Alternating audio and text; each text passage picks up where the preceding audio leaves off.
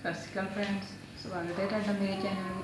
अज असीं बनावांगे पपीते का जूस। पपीते का जूस बनाने मैं 250 ग्राम पपीता लिया है, 4 चमच चीनी दे लए, 1 गिलास दुध का लिया है तो थोड़ी जी टूटी फ्रूटी ली है। सब तो पहले असीं पपीता मिक्सी दे विच पा लवांगे।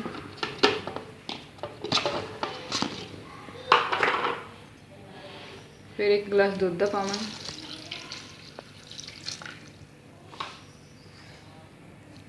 इस तो बाद खंड पाऊंगी।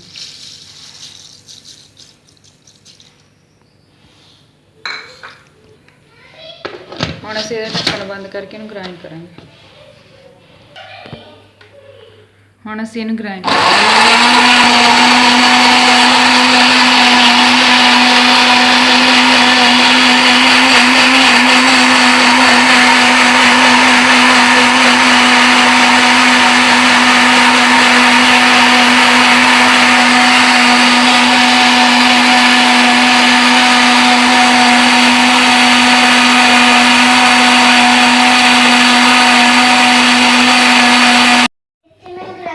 जूस बन के तैयार है।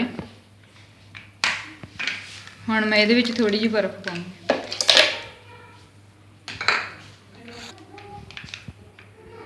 बर्फ पाने तो बाद असीं इत्थे ढक्कन लगा देंगे। बाद विच थोड़ी देर लई होर चलावांगे।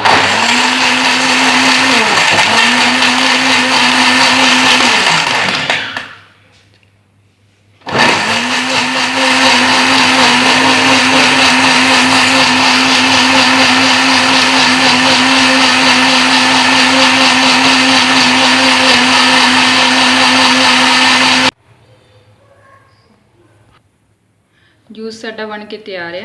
हुण मैं इहनूं गलासियां दे विच कढ के पावांगी।